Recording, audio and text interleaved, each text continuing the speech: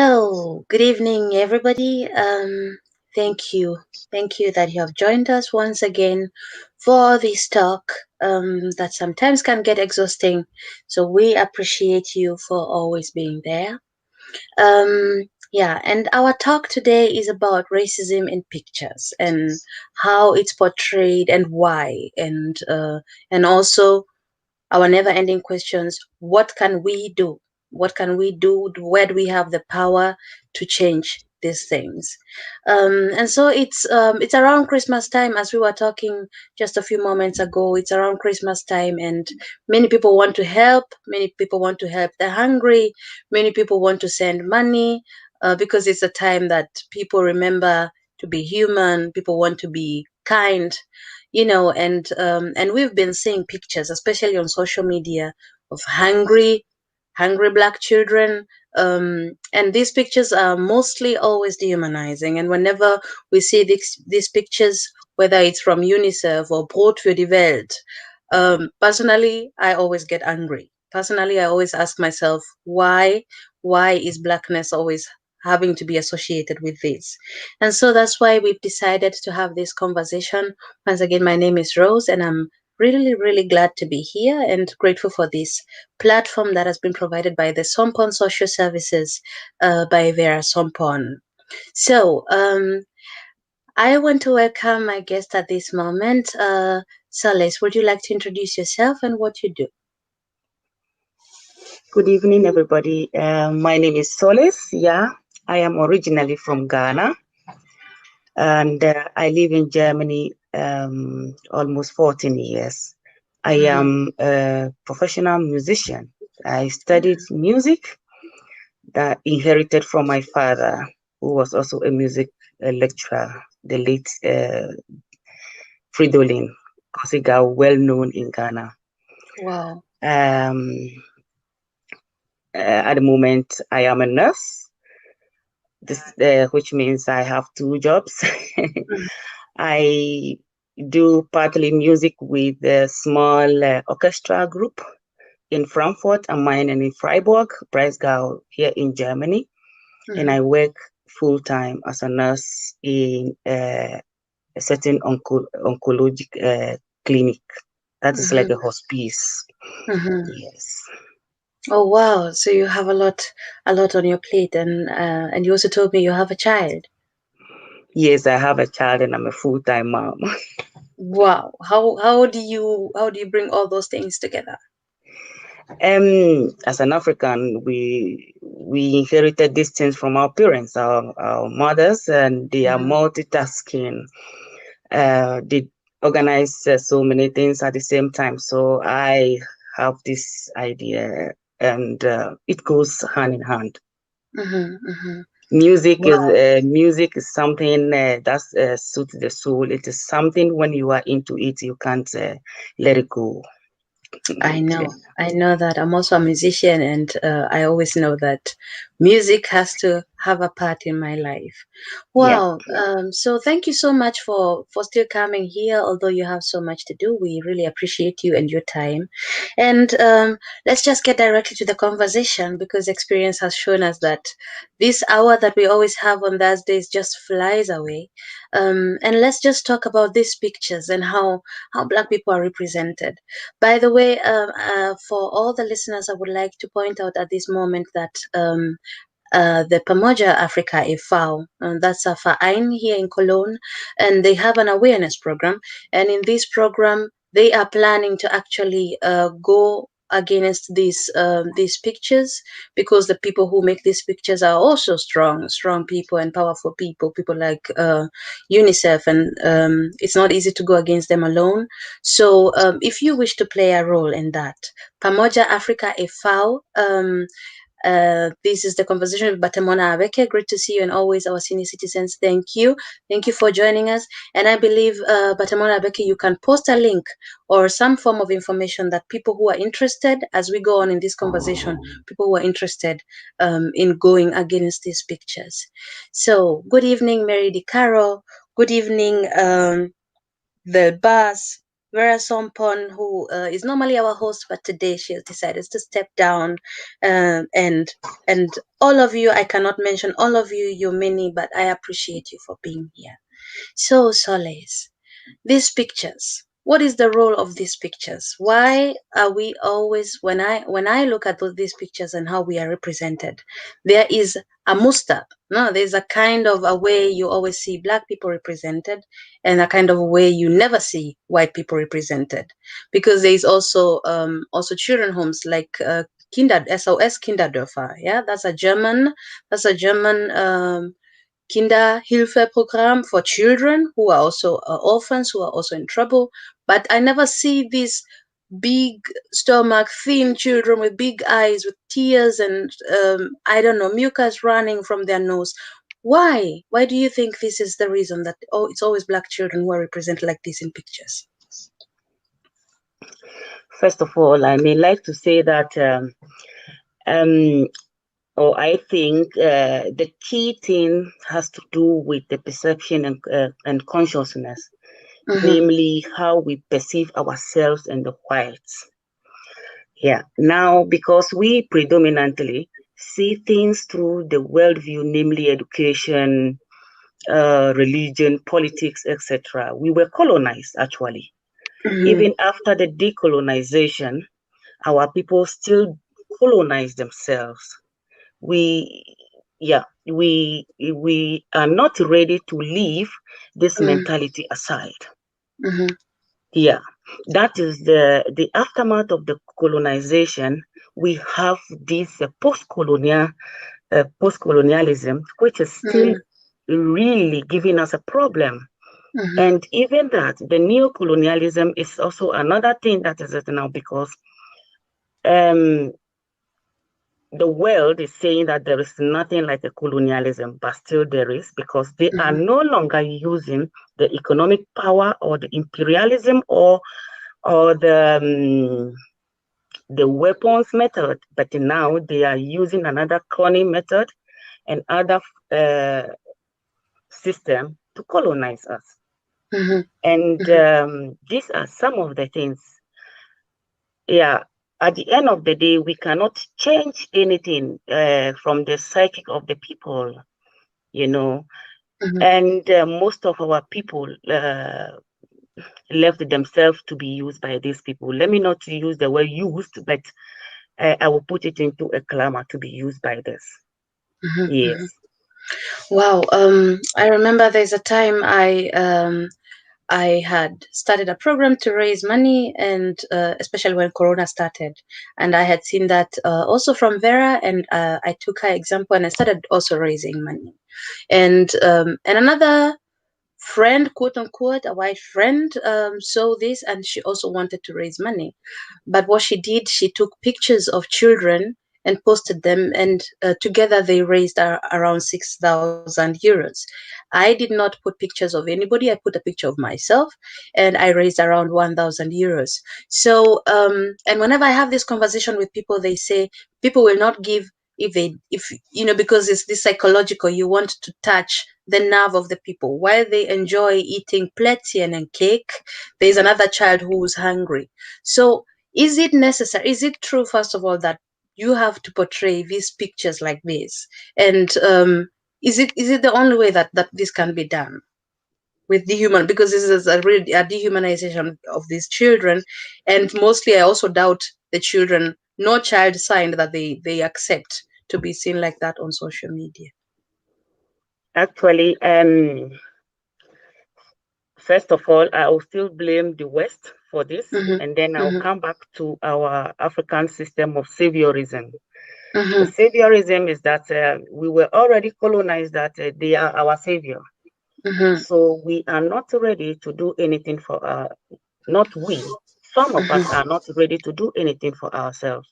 Mhm. So first, they taught us they put most of these pictures on Mhm. billboards, like I don't know if I'm supposed to mention names like World Vision. I grew up to know World Vision like that, Mhm. and some other organization. UNICEF, of course, is like this, and you can see. Mhm. So our Africans have also learned this from them, that mm, okay, mm, since our masters, the colonial masters, can do this to raise so much money, even Caritas used to do that mhm, sometimes. mhm, If they can do this, then let me also do this. And it's also another quick way of getting something. I've not investigated it, but then, of course, they realize that if they put themselves, this saviorism mentality may not come. But if they put pictures, whether they are real children living or not, they pick any picture from anywhere and put on it, then people may have sympathy on them and give them more money. mhm, Whether to use the money for this purpose, that is left between them and mhm, not me. mhm, But we realize that many people are doing this type of thing these days, from celebrities to wherever. Of course, there are genuine ones, but then I personally find it very, very insulting. mhm, For example, last 2 weeks, I was in a train with my son and we saw, I think, Plan World mhm, or whatever, mhm, and an African child was put and with a lot of flies and other things on the body. mhm, That was a mhm, picture mhm, advertising for an arm mhm, for a company, mhm, a charitable company. mhm, Then my son asked me that, about Mama, is everybody in Africa, why are always children in Africa suffering this way? And I said, no, this picture is a racist picture. mhm, So I try every time to explain that no, some of these pictures are just picked from somewhere. They just want to use it to extort money from people and mhm. use it. They even, of course, some of the organizations do spend some money, but then the rest of the money don't even reach wherever it's supposed to be to It's reach. even supposed That to is be it. good.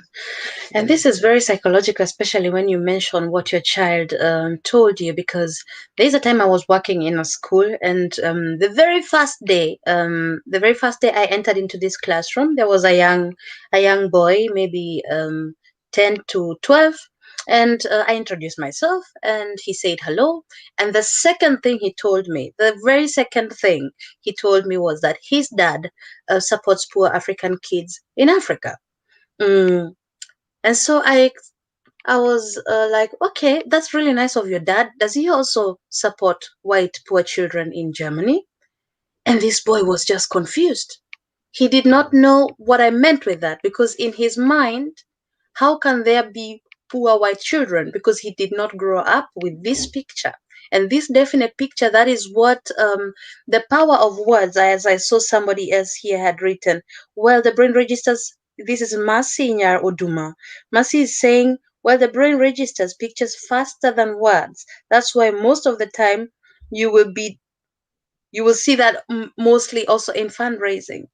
But does it have to be always this one picture? Because it's one thing to have poor children in Africa. It's true. I think every continent has its own poverty, and every continent has its own richness.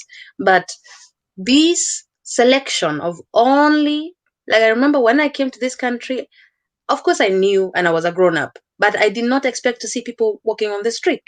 I did not expect to see poor people because I had never seen a poor white person in Kenya. I had never seen that in any picture, no movie, nothing.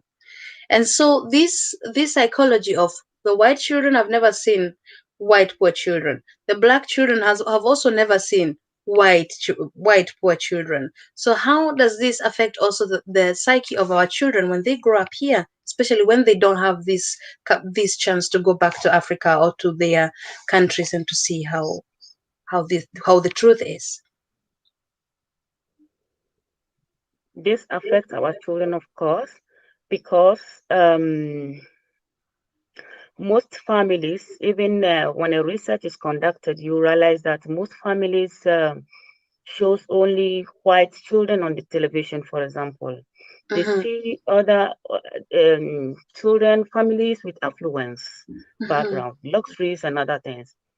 And the worst thing is that most of our colleagues' parents don't tell the truth to the children, and the children need to be brought up. The grassroots, the people from the grassroots need to know the truth. Mhm. Our children need to be educated, even if Yeah. they are born here.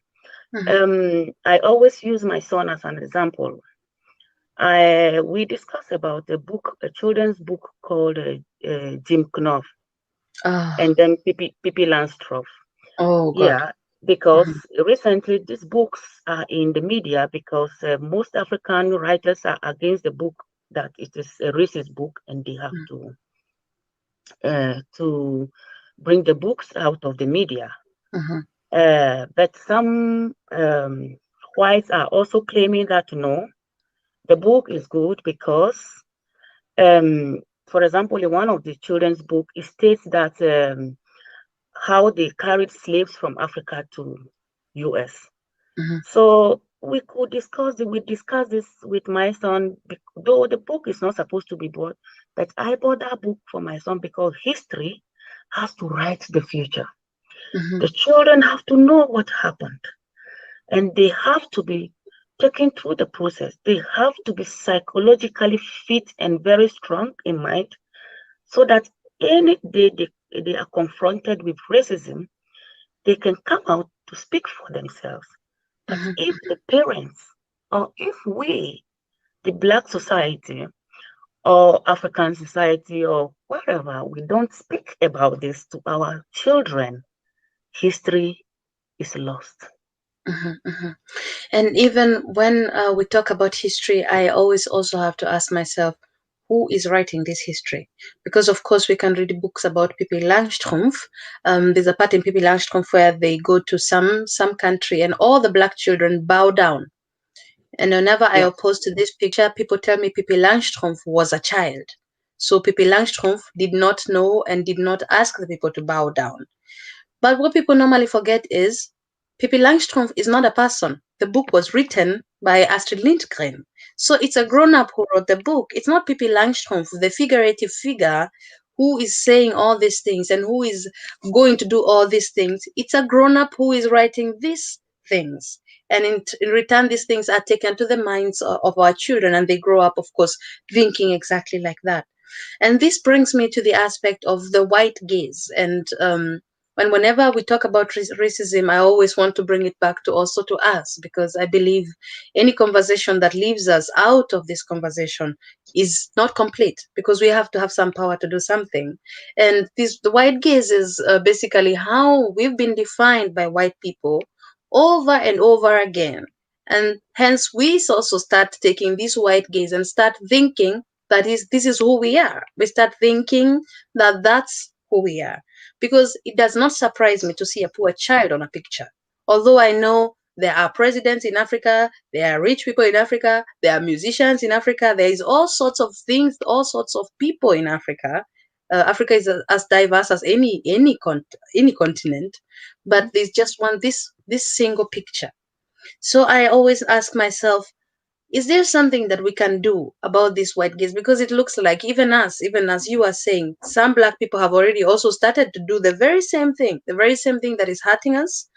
Black people are also starting to do that. So what can we do to go against these pictures too? First of all, I want to go back to where you asked who are the people writing this history. Uh-huh. Um, just briefly, 1 minute about the colonialism.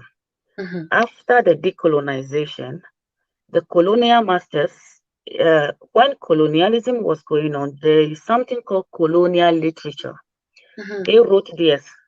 I don't want to call them colonial masters, the colonial traders. They Mm-hmm. wrote whatever happened. Mm-hmm. Then there is something called post-colonial literature Mm-hmm. because they have their history. And we are writing what we have found out, which is not good for us. Mm-hmm. If you take Franz Fanon, for instance, he has so many good points on this post colonial literature, especially for Africa. Mm-hmm. When you see all these things that are happening, for example, um, the whites are using blacks, or these white companies are using black children to do this. Automatically, our people are also learning it to do it. That is the discourse now. This Mm-hmm. post-colonial discourse. The everything we have really, we are blacks with a white mask. This is what Mm-hmm. he wrote, the Franz Fanon. I am a black with a white mask, so I am mixed up. Mm-hmm. We are mixed up, so we do everything. We really don't even know our culture anymore. Even we borrow money to make weddings. Yeah. Why should I say I'm doing a white wedding if I don't have the money? Which a Mm-hmm. white man would never, not even use 10 euros of his money to do an African wedding. That I'm Yeah. going to Africa to buy Yeah. their clothes to wear in Europe. But I don't have this money in Africa. I have to borrow this money. And after the white wedding, I have to use 5 years to pay this money. That is the post colonial slavery. It's tragic, right? It's tragic So, that at coming to that the pictures moment. of the children, Mm-hmm. it is the same thing our people are doing because the concept of everything is mixed up. And how we are going to solve this problem is we have to decolonize our minds. Mm-hmm. From all this, then we are Africans. We Mm-hmm. are, but we need to decolonize our minds. Mm-hmm. But okay. 1914, the decolonization took place, but it is not. Now it is worse than ever. Yes, because now it's in the mind now. It's Yeah, Woodson Carter who always keeps on saying that when you want to control somebody, you don't need to control their action. All you need is to control their mind. And but Samuela Beke is really angry about this topic, and she's saying it's too pathetic. You see a blondina girl with a collecting team collecting money for Africa. These days, I stop them and ask them if they really, if what they are doing without questioning these acts. And I have also experienced these things. I was once in a restaurant with a friend, and another woman comes also with a tin collecting money for a man from from an African country, and even mentioning his name. And this woman was telling us how poor this man is, and he's now crazy. And I asked her, has this man agreed to you going around and saying his name and borrowing money in his name? Can you not borrow the money without mentioning his name? And this always comes back for me to, do we first of all have to always, because this is bloßstellen, taking away the clothes of people and putting them out there. And why do we also play along? Because now this is the next thing when we think about white saviorism. We can go preaching here about white saviorism and telling people don't offer such things to African people, don't send this and these products, don't send used clothes to our countries. But when they get home, people grab them. So it looks like a dilemma. What can we do now? Because it works because there are people who are supporting it. And something, because if people will not support it, actually it will not work. So what can we do? Because it seems like there's a dilemma of when white people go home, people run after them, people just want them to touch them, people feel as if they have arrived. And when they come back and we are starting to tell them about racism and white saviorism, then they're like, what are you talking about? I was in that country and the people there were not behaving the way you are saying. So what can we do here? we can, just as I already said, first of all, everywhere you see any diminishing picture or insultive pictures of children, report this thing, especially in social media, Mm-hmm. even on televisions, whether it is on CNN or Deutsche Welle or whatever, you have the links and everywhere. The Mm-hmm. moment you see these pictures, UNICEF will not trace you for telling the truth. Report these pictures, tell them that no, we don't like this. And Mm-hmm. if over 50 million or 50,000 people should Mm-hmm. report the same thing, Mm-hmm. that is also another small set. Yeah. Uh, then also in Africa, we need to tell our people when we go back home, we need to go, we tell our people that it is time. We have everything here. These people, they are not our savior. Mhm. We can save ourselves because if somebody can use a flour to make bread, I can use corn to make bread, but in another way. Mhm. We have to learn to accept ourselves. We need to bring the children up. We need to talk to them. We need to show them history, how this thing started. We need to tell them that no, this is not how it is. And also, we need to tell the media like Verasopon TV is doing very great. Mhm. We can spread it to other media. They Yeah. also speak about it. Yeah, if anybody sees anything in Facebook or any other social media, Instagram or whatever, and it's not good or it doesn't depict our image, please report that immediately. Mhm. Yes, somebody said awareness. Of course, that is Mhm. very important. We were in ICE. We were going to Switzerland. Mhm. Normally, we sit in the first class. Um, and I like the way my son is. I call him a small lion. Okay. Because the mother used to say, "Oh, forget. No, I don't want quarrel." Mhm. Then somebody came and said, "Do you know that here is the first class?"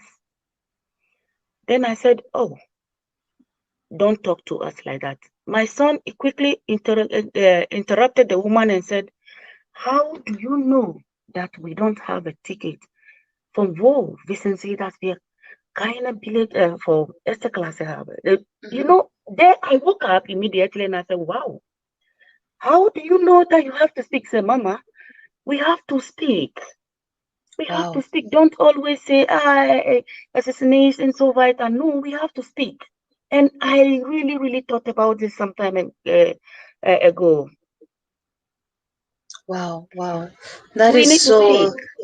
That's so beautiful that a young child already knows right now that we need to speak up and we need to We need fight to about speak. this thing. Yes, Because the result is, if we don't speak and if we don't, like Thelma is saying, we need to start writing our own side of the story. the Because story, I have exactly. had even conversations with grown up black people who grew up here, who sometimes tell me things about Africa, and I'm surprised. And then I asked them, but which Africa are you talking about? I grew up in Africa and I don't know which Africa you're talking about. There's another man who was telling me, yeah, but Africans don't know how to feed themselves. They don't have a balanced diet.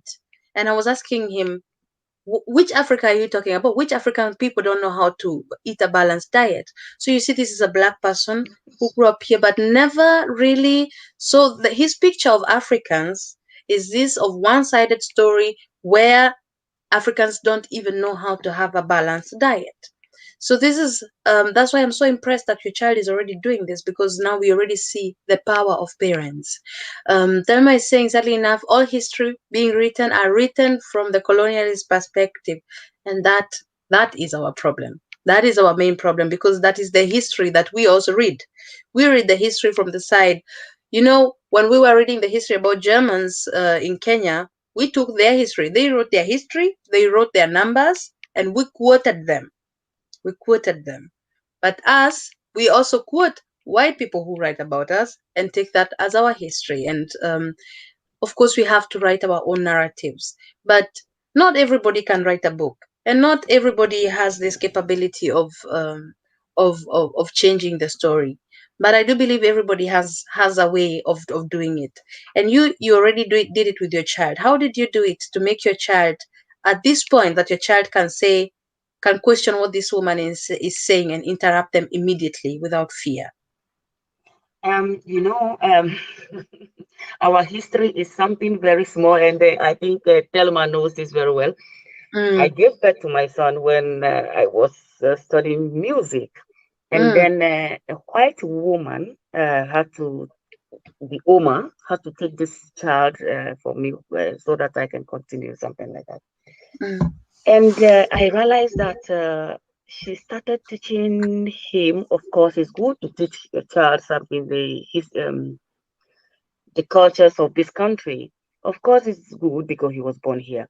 But then, to some extent, my son doesn't want to go to Africa with me. He says they beat children in mhm, Africa. And I said, what do you mean? Who told you this?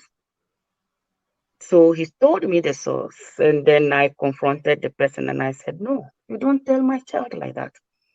So from there, we started using YouTube. We watch a lot of African stuff in YouTube. We mhm, go to Africa. We discuss a lot about Africa. And I always tell him that you have to be very proud of your skin. It's the healthiest skin you have. You are very intelligent. Even if you go to the school and they say you are aggressive, I said, no, you are not aggressive. He was in a private school and the first, third grade, I'm always called he's aggressive. I said, no, treat mhm, him like how you treat other children because I pay the same money like other parents. mhm, And I brought him here not because I'm rich, but I want him to be well taken care of like them and not to be taken care of like his skin. mhm, So I keep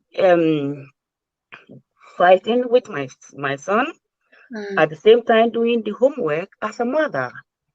And to some extent, I think he's 11 years, but I think he grew up with this every time. Mama telling him that you are good, your skin is good. Don't let anybody intimidate you. You don't need to fight anybody. You don't need any aggressive form of attack, but always don't allow anybody tell you that you are black. You are this. Why are you black? Or is your father from Germany? Why is your Oma, grandma, a white? mhm, Those questions are very racist, I told him. So he knows that. mhm. And he answered Wow. them accordingly. Wow, beautiful. And somebody already said, no wonder he looks like such a gentleman. He looks like your son is known. Cornelia is saying, this is ignorance. We need to educate the foreigners out there who do not know about our beautiful and rich continent. And even as we educate the foreigners, I always think that sometimes, do you think sometimes we neglect teaching our children? Because whenever I bring up this conversation, I teach a lot about child literature and how this affects children and internalized racism. So that is always my main area of study. And whenever I bring up this topic, people are always telling me, children are innocent. Don't bring up this conversation. Don't let them notice. So it's always as if I am the one who's placing this idea in the children's minds, and people mostly would rather let us not talk about it. So I'm really glad that you are taking this position because a child is already thinking about their skin as early as 2 years. That is just what results have shown. And ignoring this conversation, waiting for them to grow up so that they can learn about racism, they will learn it from other people. So this is really encouraging that there are easy things, even YouTube or Facebook. There is education right now. There is education everywhere where you can get it. Yeah. Yeah, wonderful. Okay. Um, I saw another comment from Vera who was actually breaking it down who benefits from these donations. And it was like 25% goes for the advertising, for those huge billboards, somebody's being paid for them. 25% goes for the workers. 20, it's actually only 25% that actually go to those children who are being dehumanized. Each donation, says Sompon Social Services, is divided into four parts. 25% go to the organization and structural work. 25% goes for publicity, 25% for personal, and 25%, a meager 25%, is what actually goes to the to supporting these children. So we can see there are actually people who get rich by just doing this work. And this is what is still also my dilemma.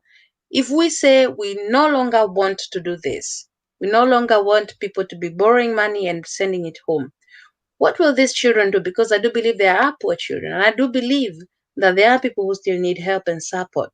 What will happen if we really go against this thing such that it doesn't work anymore? What do you think?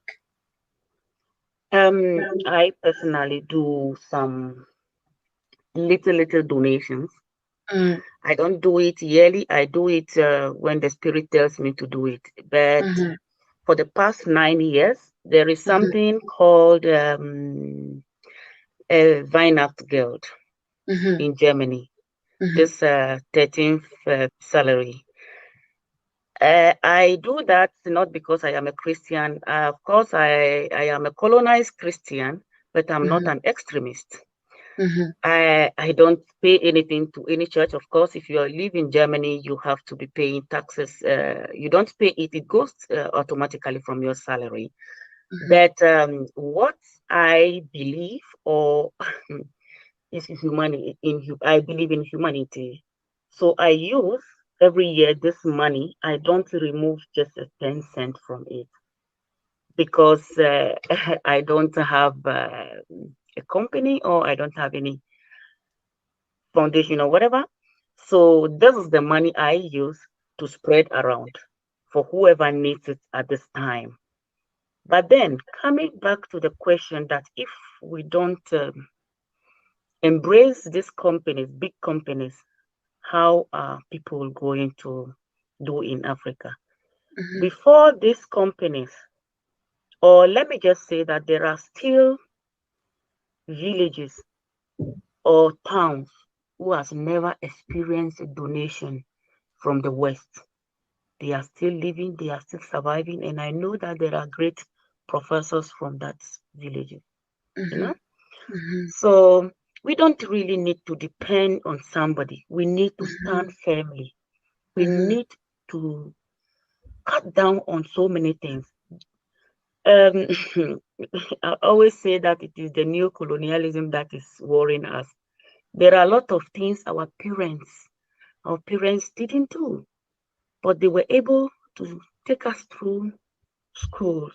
mhm, And even most of them did not even have, let me just say, a car or not even have any money, but they were able to educate themselves through our tertiary institutions.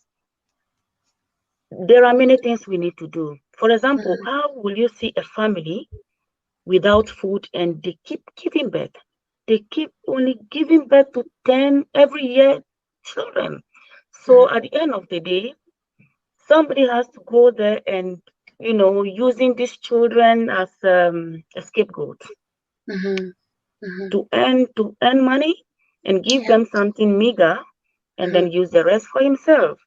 yeah, So we yeah. need to educate our people, especially in the villages also, about these special types of living, how they will live comfortably so that they may not depend on anybody. They need this awareness, they need this education. Yeah, yeah, yeah. And as we know that Africa as a continent has all the resources we need to be okay.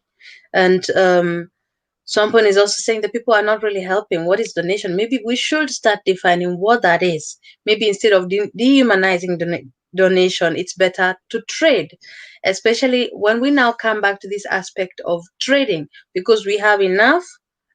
Why don't we trade? Because we know that whenever we see cocoa in this country, we know that it came from somewhere in Africa. Whenever I buy an avocado, sometimes they even come from Kenya.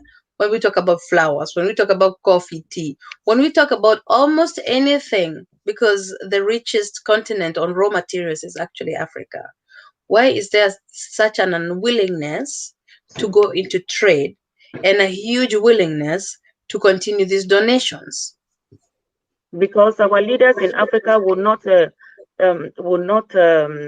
course, they will accept. They will say, okay, that's a very good idea. They will use it only to fill their pockets.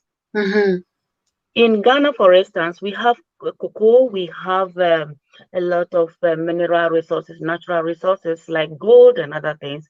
mm-hmm, So it saddens my heart to see that every year the poor villages, extreme poor villages, ballot boxes reaches there for them to vote for them. But mm-hmm, 100 years there is no development there. mm-hmm, Nothing is going there. Mhm. Trade is good. It is good to because it yields a lot of profits. But then everything, even our leaders in Africa are the ones selling us to the West. Mhm. So the Yeah. racism continues. The racism. So it always comes back to racism, and it's racism between amongst ourselves too, how we have internalized it, and also from the West, and how they're not willing to view us as a partner, to always have this symbiotic Yeah. relationship. Mm-hmm. Somebody Going to even say. wrote right now that the trade could be done between African countries. But Mm-hmm. then Mm-hmm. let's take a closer look at African countries. Mm-hmm. We even fight ourselves more than anybody else. And there is a saying that the more we fight, the enemy penetrates better Mm-hmm. Mm-hmm. because we are never ready to be honest with each other. Yeah, Africans, even interregional trading, we are not ready to be honest with each other.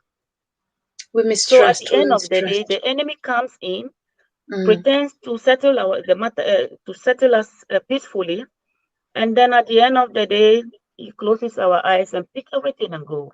Mm-hmm. Mm-hmm. Mm-hmm. Since we can't tolerate each other, that is also another thing. Yeah. And I always, whenever this conversation also comes up, it's always important to point out this scramble for Africa. And I always feel like Africa is going through this trauma and needs this healing of this trauma of separation and war, and of this fighting of the whole continent. Because sometimes when you look at the map of Kenya, for example, and then you compare it to the map of Germany. When you look at the map of Germany, it has curves. It have curves that flow in it. You can see this is a natural development of this country. When you look at Kenya, you can see it's like a ruler. It was like drawn with a ruler. So there is no process. It was just a cut. And I always feel like, don't we still need to remember that we are still in this healing process, or do you think it's time now to change something? The healing process, I am not sure we are even in a healing process because nobody want to realize that we have a problem. It is when you Mm-hmm. realize you have a sickness, then you can start to find medicine for it. Mm-hmm. Mm-hmm. It is only when the cause is known, the Mm-hmm. mental slavery is still there. Mm-hmm. Before you tell somebody something, the person has tell you, I know it already. Or, when we were not doing it this way. Why are you Mm-hmm. coming to tell me this today? Mm-hmm. So until the we individuals Mm-hmm. find out that we have a problem, Mm-hmm. we need to start from there. Then we can heal ourselves. Mm-hmm. But if we don't know that the country is broken, just like South Africa, how are we going to find out a way to reconcile the system? Mm-hmm. This is the problem. Mm. Or we still wait for a definition from the West, who come to tell us what's our problem, instead Yeah. of us looking at ourselves. Mm-hmm. Mm-hmm. No, everything is a problem. Most problems are from us. Look at when you compare everything, it is our own people that are killing our own people. Mm-hmm. Of course, it is from the West. They masterminded it, fine. Mm-hmm. But then, why should I accept somebody comes to me and say that, hello, go and do this to this person, I'll give you this sum of money. Why should I Mm-hmm. accept that against Mm-hmm. my own blood brother or my own African person? I don't need to do that. Mm-hmm. Mm-hmm. Yeah, and I think also we need to remember also the aspect of white supremacy, that we black people also uphold white supremacy, in as much as when we are fighting amongst each other. And that's how all these kingdoms fell down.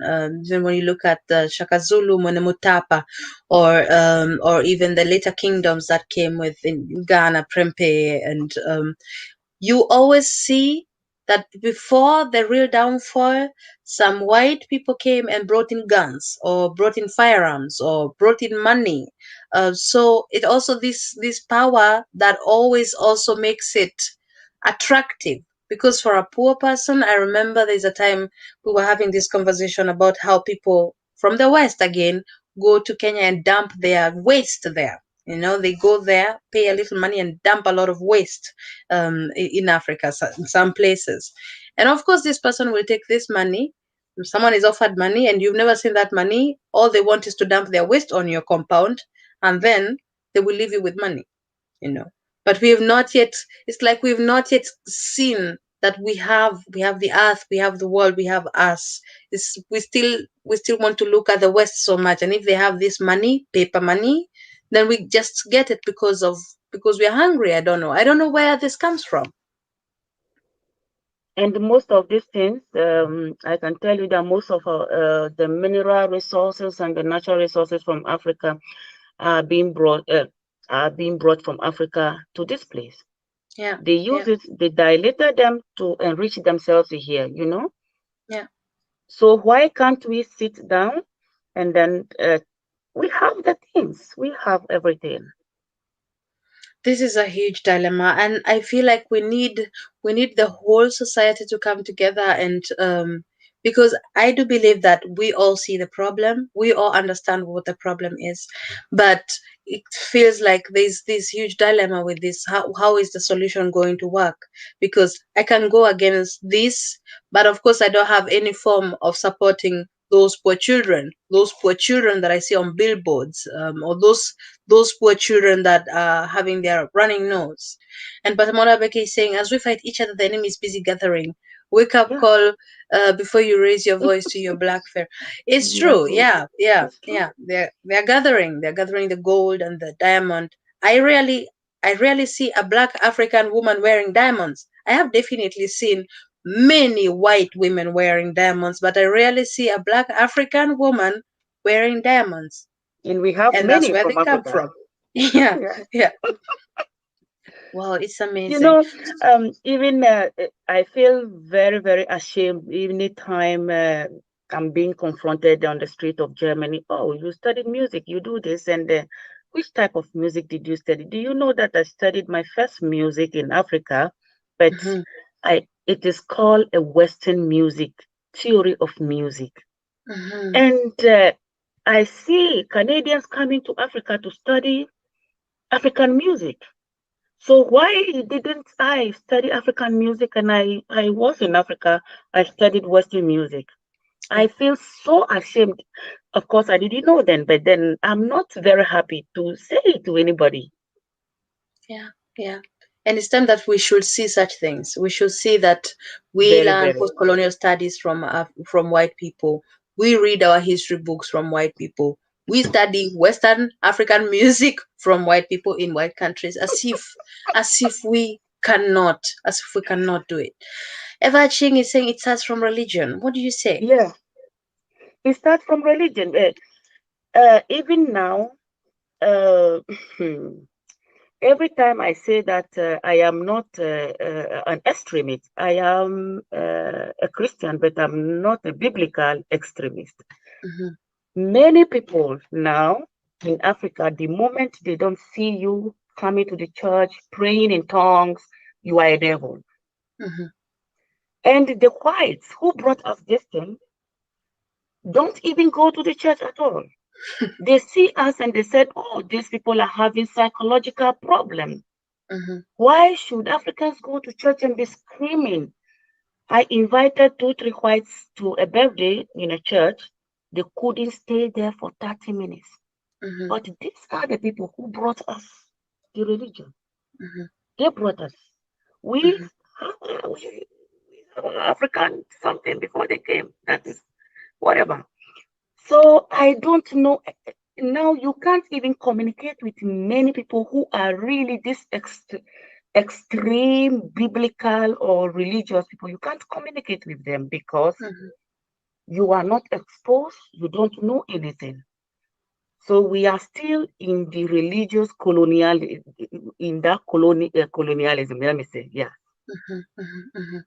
And someone is emphasizing on the fact that religion is diverse. Religion is many Yes, many it's not things, only and Christianity. Now, yeah, and I always say religion is also culture, because I always say if I had grown up in India, I would probably have another religion, because sometimes we think that religion is a decision, but it's also culture, and it's culture that we've taken from other people. hmm And whenever I look into this, like, there's a Jesus who looks like a Chinese man. I have seen there's a Jesus who looks like a white man. I've never seen a white Jesus, a black Jesus. I've never seen hmm a resemblance of someone like me who is a supreme being. And I somehow always think, why don't we have a supreme being that looks like us, even if it is Christianity or Islam? Why don't we have a supreme being that looks like us? Because in all the movies that we've looks like watched, our skin. You mean?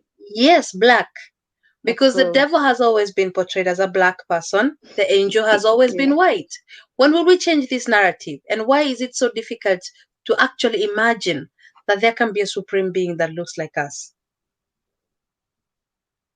Yeah, because of this supremacy from onset, and then Hmm.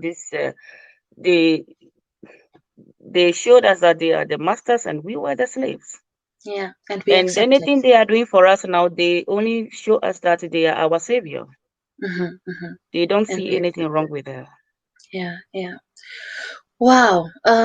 Yeah, it's a bit, it costs a lot of energy, and definitely we need to be very resilient.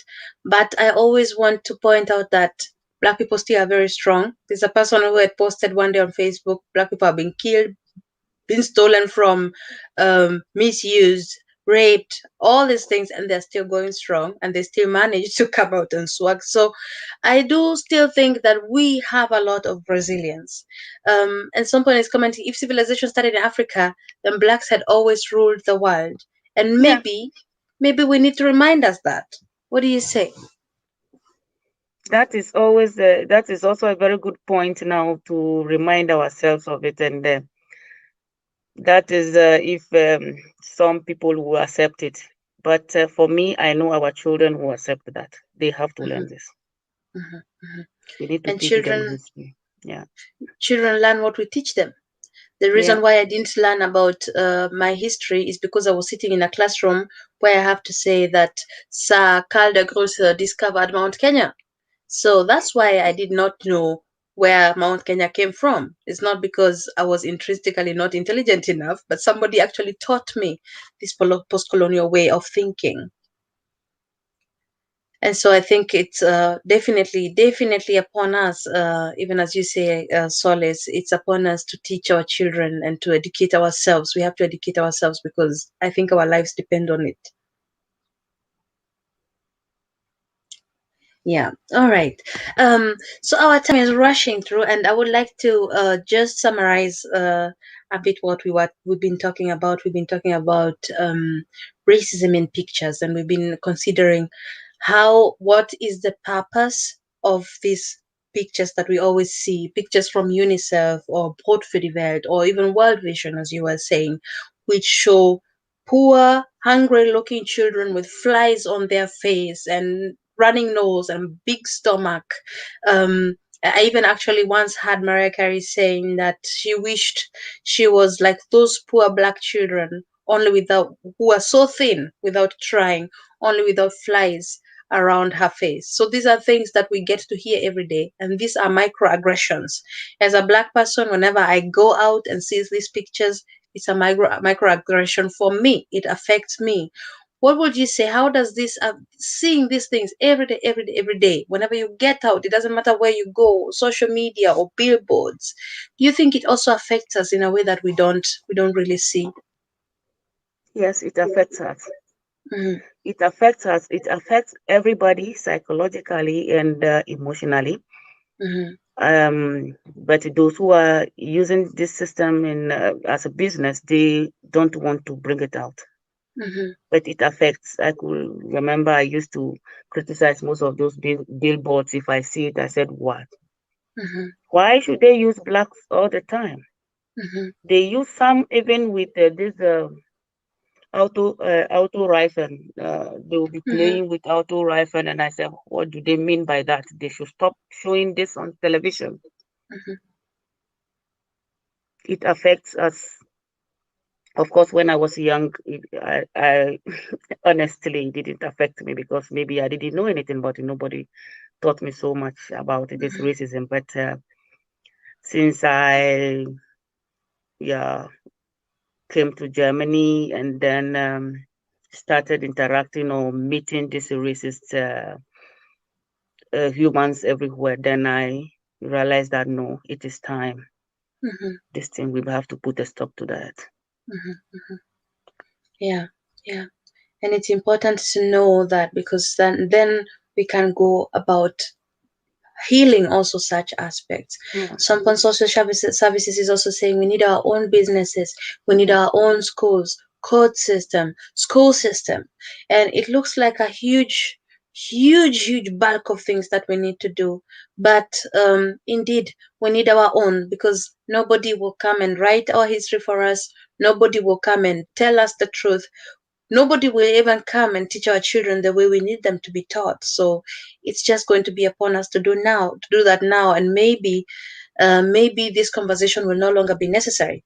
Maybe our children will be spending their Thursday nights doing something else, writing other books, studying chemistry, or I don't know, just not talking about racism, because I think this conversation has just been going on for way too long.